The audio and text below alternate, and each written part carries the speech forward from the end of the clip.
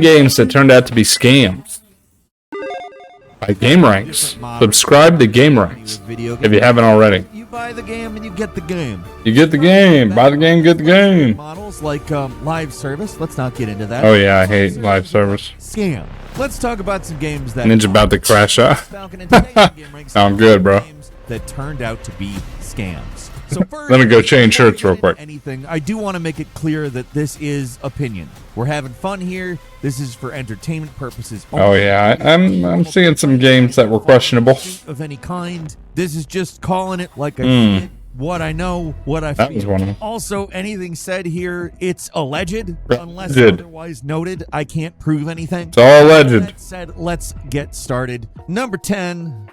Yeah, this is all opinion, but I think a lot of people can agree with this opinion. The Day Before. Yeah. One of the most hyped games of I was excited. and the number one. I'll never forget how excited I was for this game. There were a lot of expectations going into The Day Before when it came out into early access. So it looks so good. Just 4 days later, developer Fantastic announced they were closing. So I know, it was well, terrible. Long story short, the game was beyond terrible. It was an unfinished mess that was not Beyond terrible. They were advertising it was supposed to be an open world survival MMO, but what came out was an extremely bare bones extraction shooter that was horribly buggy, Yeah. and just all around. Kind of upsetting because I was looking forward to this game. Skeptical about the game going in. I mean, the game they were. I think this is like the demo that we watched. Escape from Tarkov and an MMO Yep. combined into one, which is insanely ambitious. For real. Right from the get-go. And this was coming from a developer nobody'd ever heard of and was apparently mostly run by just two guys that were having a good time. Having a good time. Yeah, that's the team that was going to make this AAA online extravaganza. The kind of thing that even the biggest developers and I don't know. with hundreds of guys having a good time struggle with. I mean, yeah, sure, man. I'll bet.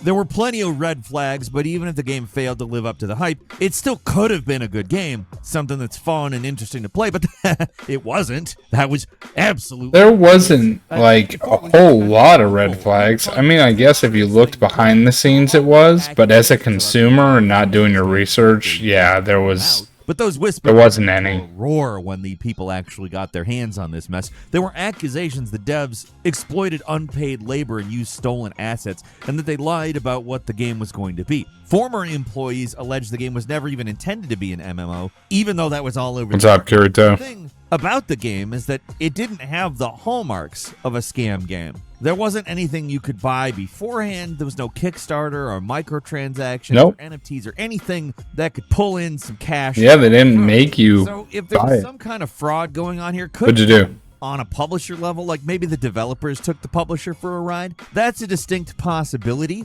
And it also makes sense when you start thinking about how making a video game, even a shitty one, is really hard. And the point of a scam is to avoid having to do real work for money. Like maybe some game dev people were like, you know what we could do? We just pitch like... They used AI voices for voice acting? Oh my god. Or maybe they just thought I didn't know that. way more than they could. I don't know, but the final Oh, project... that is awesome, Kirito. Damn, bro. And number 9 is... Number 9. Even though it's just a basic... Abandoned. The influence of PT, the player... Oh my was god. huge. Okay, The game was hold meant up. to Silent Hill PT wasn't a scam. It was an actual game they were working on. And I think, what was it? Hideo. I think Hideo Kojima was the one who was working on it. And he basically, he had a project that he was working on. He made the demo, and then he just canceled it, I'm pretty sure. never came out, but the internet was voracious for Do it, Kirito, do it. successor. Enter Abandoned. These sort of PT likes are a dime a dozen, but Abandoned had one. Oh, Abandoned is the game we're talking about. We weren't talking about PT.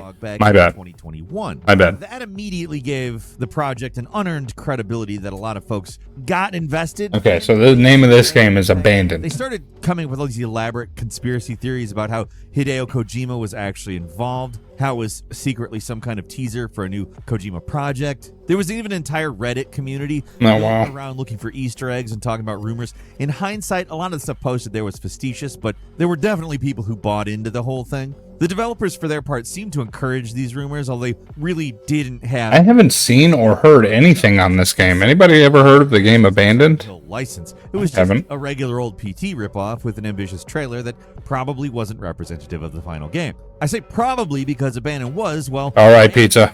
on March 31st, 2022. Yes. The developers actually, yes. Gearbox said the game was delayed indefinitely, even though they previously were. All right, thank you, Kirito. I'll look at it here in a second. Nothing ever came out. The devs disappeared in the night. The whole thing ended up being a waste of time. So what was the point? So it was announced in Wish. You could wish list it, but it never came out. The main dev's toxic behavior on Oh, Discord. pizza. We'll never really know what the end goal here was. Maybe not. Maybe there You never know. was one, but looking back, it is a game with all the classic hallmarks of a scam. It's just that the rug pull never materialized. Instead, they just I don't know if I'd call it a scam if no one ever put money into it. Konami or Kojima, and also straight up Normal lied. Also, thankfully they. I think they just lied. Yeah. And number 8 is Helldivers 2, or It's not really. Maybe it was a project that they were working on that they just discredited. They didn't want to do the project anymore. I don't feel like that's a. I don't feel like that's a scam. I feel like that's not a scam. I feel like that's like somebody was making a project. They just abandoned the project. Abandoned, right? Lordy, he was here a minute ago. Online. And number 8 is Helldivers 2, or it's Helldivers 2. Figurality. Yes, the Figurality. multiplayer shooter Helldivers 2 is actually a scam. What? Here first, folks, we're coming for you. What? Game Studios. No, we're I don't know what scams are. the real Helldivers 2. We're talking about Figurality. Yes, the Steam page looks identical to Helldivers 2 with the same art, same developer, and even lists Sony as the publisher. The price seems a little off though. 75% discount on launch day seems pretty sketchy, but whatever. Then you actually launch the game to find out it's shovelware disguised as Helldivers 2. This was one of the many, many so-called fake game scams What? popping up on Steam. The trick here, I didn't know that was a is thing. disguise their crappy games as an actual popular game and try to make the store page look as close as possible to the real game in hopes of duping people into buying the wrong game. It's an absurd strategy given Steam. So this is an actual I'm scam. hoping to catch people who are really clueless about anything computer related. I'm not a scam. Otherwise, you press the refund button. I mean, I know it's more than just a button, but it's not a lot more. Like, nobody's gonna turn on this piece of crap and think it's Helldivers 2 for real. Like, you're not gonna play this game for 2 hours and be like, well, maybe in the third hour it'll be like the game everybody is talking about. No, I think if somehow this dupes you on the I'm an impersonator that way, of Ninja. hope. Like, maybe they were hoping nobody would turn on Helldivers 2 for 2 weeks. You know, the game that got an immense amount of hype that everybody was talking about. I don't know. Either way, anybody who was duped did quickly report the fraud, and Steam refunded everyone and removed Damn. the scam game from sale. And it's hardly the only game like this. It wasn't even the only Helldivers. That's. I told you. Possibly later. An example of how shameless these scam games can be. And number 7 is Curiosity. What's inside the cube? Oh, Peter Molyneux. It almost feels clear. Curiosity. Game's a scam. Now, the thing is, most of the time, What's inside the no cube? matter how much he may have overpromised before Okay. the game came out, the final product is still usually a complete game. It can be played and even enjoyed if you ignore all the over-the-top pie-in-the-sky promises. Like, Fable is by no means a bad game. Actually, there are people absolutely Fable is a solid game. Fable's a real game. Talk over YouTube videos. Fable they're great games. They're just definitely not what he promised. You can't plant trees. You can't watch them grow in real time. There's no competition between adventurers to complete quests. None of that's there. But it's This isn't still a Fable. good game.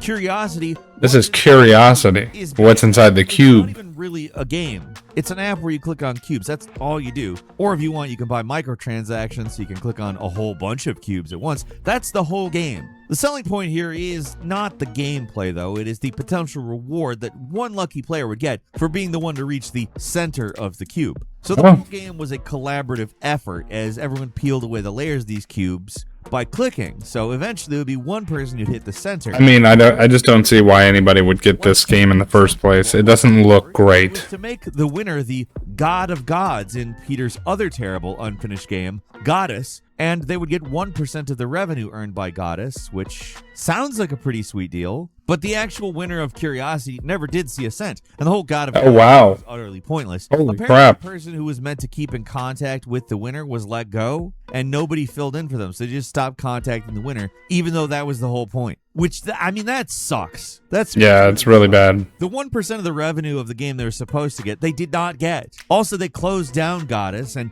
it wasn't profitable anyway, so That's no crazy. money for you. So this life-changing prize ended up not being so life-changing after all. In fact, seemed like a whole lot of nothing. And number So you 6, played the whole game for no reason. Isn't that crazy? most scan games are just forgettable shovelware garbage that most rational people would look at for 2 seconds, immediately Yeah. identify the They're game. like, that's a scam. Move on. One of the most common scam games is the crypto game, where you're not just having fun, you're also investing and possibly earning through playing or something like that. Listen, the end game here is vague. It's mostly a lot of NFT and cryptocurrency gobbledygook. Yeah, I don't get into games that have Set flips using a generic cryptocurrency and stuff like that. It's weird. Random things purchased off the ad set store to make potential investors think it's a real game. That's how most of these things go, but Vage Strike stands out a little bit more. The gameplay's actually decent. It seems to have had actual artists work on it, so what gives? Credit to this story goes through fellow YouTuber John, who's doing God's work playing through all these awful crypto games so nobody else Oh, fair enough. Good job. recently found Vage Strike, and the relative quality of the game has them curious. So they dug through the game files and found a file with a Steam app ID, even though Vage Strike is an Epic Store exclusive, and discovered through looking through the ID number that all the games actually came from a game called Red Eclipse. As it turns out, Oh, the wow. makers of Vage Strike just stole the game. Oh my They also God. had a few new logos on it. I guess they hope That's no one- terrible. The thing is, Red Eclipse was an open source game. They allow for people to use their assets. People can even sell them. Literally, all the Vage Strike devs had to do was attribute the original developers, but they couldn't even bother doing that. Probably because they were trying to scam investors into thinking that they made this game, not somebody else, but that's just speculation. Why? Why do that, though? The stolen game was still using the Red Eclipse servers to host multiplayer, so the original devs were able to update Damn warning. Strike to include a scam warning whenever anyone tries to start the game, Damn. which is incredible. Again, credit for this story goes to John for figuring this all out. Good job, John. Scam game maker in their own game.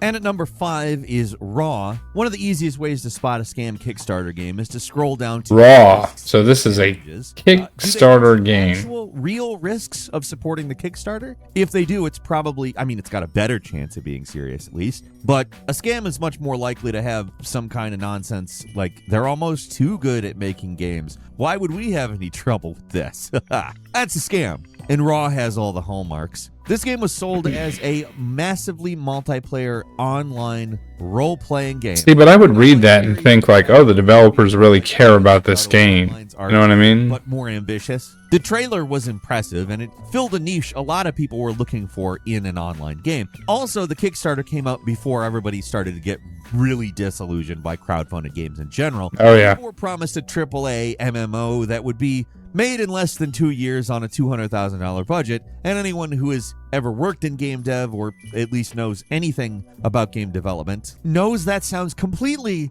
absurdly impossible. $200,000 to make a AAA game? Yeah, it's- like, forget the fact that it's a massively multiplayer That's not online gonna game. happen. Just to make a AAA game on like a tiny fraction of what in AAA gaming is considered a shoestring budget. Like, it's absurd. Still, somehow, these guys managed to hook in 3,983 people to donate. Wow. And, like, they were 2 people working on a game. Why did those nearly 4,000 people... Holy believe this crap. could happen? They really That, did, of course, too. Didn't stop them from taking people's money and running, though. At least they tried to before Kickstarter suspended the project and refunded all the backers. At least people who funded the game got their money back. A lot Yeah, I'm glad that they got their money back. That's crazy. didn't go that way.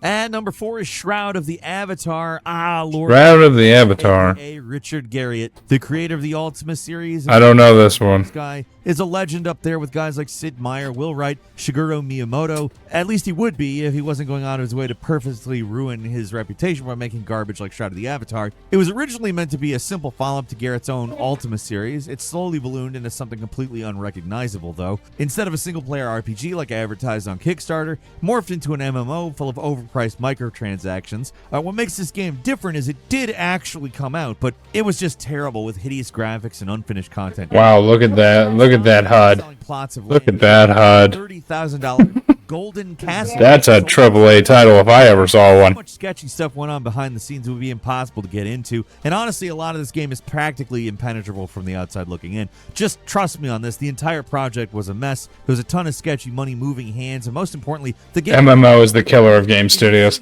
A lot of game studios try MMOs just to see if they're going to work out, and they don't. fly-by-night cryptocurrency things, and Garriott eventually just removed himself entirely from the project, moving on to some other terrible-looking crypto game that's already dead. A lot of former developers have spoken about the game, and they don't paint Garriott or any of the other main investors in a good light at all. Sounds like Garriott was mostly there to pick up a check, and greed allowed the entire project to eat itself. Not like me. What do you mean? Probably could have gotten away with it. Honestly, the problem is they actually released the game. If they'd gone the Star Citizen route and just sold people JPEGs of epic castles they could own, they could probably kept the gravy train rolling for a few more years. And number 3 is Titan Reach. Apparently, They tried to release a. from all comments. At least they tried to release a game. Titan You know, Reach was supposed to be the next Titan Reach. Like it was developed by a very small, inexperienced team, so immediately all the red flags, fire alarms, Okay. signs, anything meant to warn you not to do something. It was all there, and it was spider senses were going crazy. But people still gave these guys money. People It still looks like RuneScape. dream of another. Isn't that Rune? Oh, that is A RuneScape. nostalgia bone, I guess. I was like, oh, that's Why I RuneScape. came up with something so easily misinterpretable about whatever. Point is, the Kickstarter failed. No, it failed. They ran the fly by the seat of your pants style crowdfunding model to support development, and there were enough people chipping in they were able to work on the game, at least for a little while. If the story ended there, it really wouldn't be a lot to say. Not finishing a game isn't really a scam. But here's where things get more interesting. In 2021, the lead developer, who goes by Unravel, announced they were ending development on the game. It was done. Fast forward a month, and suddenly development's back on. They got Okay. an angel investor who had fully funded the project. So all is well, right? Not exactly. Development basically goes nowhere, and Bro, what? ending things, but They're like doing it every other year. message about crypto for some reason always comes back to crypto with a lot of these games. According to a YouTuber named Kira TV, who is closely following the entire He did debacle, apparently the angel investor pulled out of the project after they found out Unravel had used the money given to him, invested it in crypto, and used the money from that to buy a Tesla. Wasn't just here. What? Screenshots and Discord conversations the back. Oh my Unravel god. made some pretty sketchy comments about how tempted they were to just take the money and run, which isn't really something you should be telling the people who are invested in your project, but what do I know? After that, Unravel and the other developers just disappeared in the night. Recently seems like a few of them have come Did it come out? It looks like. to get a little more money out of people who just really wanted a new RuneScape. Did it ever come out at all? We'll see. And number 2 is Climber and Abstract. Climber. Before certain scammers tried to trick users into buying fake games, there's a somewhat more subtle scam meant to trick people into buying fake Dota 2 items. The actual games here, Dota 2 items. Climber and Abstractism, are just forgettable shovelware sold for pennies, but the real money-making trick is in the items. So Steam has the community marketplace where players can buy and sell in-game items for real currency. Right, of course. Yeah, you can do that. Real money items, Yeah. too, and including actual money laundering schemes. So the trick here is there's an extremely rare and expensive item in Dota 2 called the Dragon Claw hook that even now in 2024 is being sold for around $300. It was only Holy for a limited time, crap. but something that people $300 for a meat hook in a game? matter.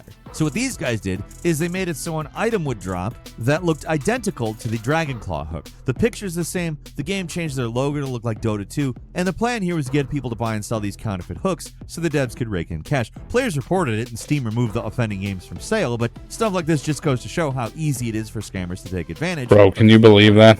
Could you imagine? This project They're like, oh, I'm going to get this. It'll be fine. Intentional scam and criminal Damn. negligence is almost non-existent, a very blurry line. Sometimes a project can just be run so poorly it doesn't matter if the original plan was to waste everyone's time and money, or if they were really trying to do something, because wasting everybody's time and money is the outcome either way. Now, there's nothing that directly... Project Project Phoenix. Phoenix, Kickstarter's first Japan-based video game project, was a scam. All the biggest allegations... Guess I'll come back. All right. false, but man, This is almost over. over $1 million to this thing. It was one of the most successful early Kickstarter / crowdfunding games out there, but years Okay. went by with absolutely zero progress. So Okay. much emphasis was placed on a single god programmer who was meant to do the entire project, but when they got steady work elsewhere, it just seems like everything stopped. That's when the whole Tiny Metal controversy started. See, this other game that was meant to be a spiritual successor to Advance Wars popped up on Kickstarter saying it was being made by a that team out in Los Angeles. But years later, people found out it was actually another game made by the Project Phoenix guy,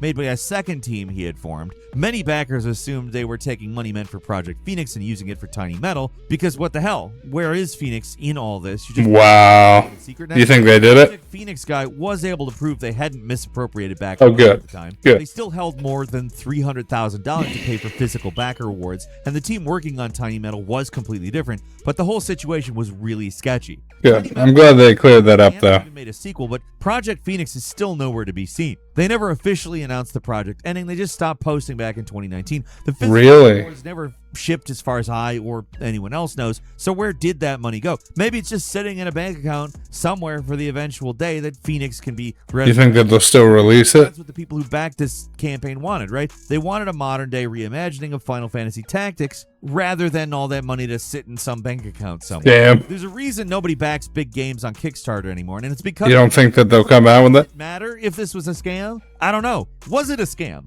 I don't know. Majorly sketchy though. Super And sketch. for all intents and purposes, people got ripped off. And that's all for today. Leave us a comment. Damn. If you like this video, click like. If you're not subscribed, now's a great time to do so. Do it. Subscribe to Game Ranks. Subscribe to Falcon. So click subscribe. Don't forget to enable notifications. And as always, we thank you very much for watching this video. I'm Falcon. You can follow me on Twitter at Falcon the Hero. We'll see you next time right here on Game Ranks. That's crazy, though. Could you imagine? I've never been scammed by a game. I mean, I've watched over some of those games where it's like, oh, you know, find out it's a scam later on, where I watch a trailer and I'm like, oh, that looks really good, and then it turns out being a scam.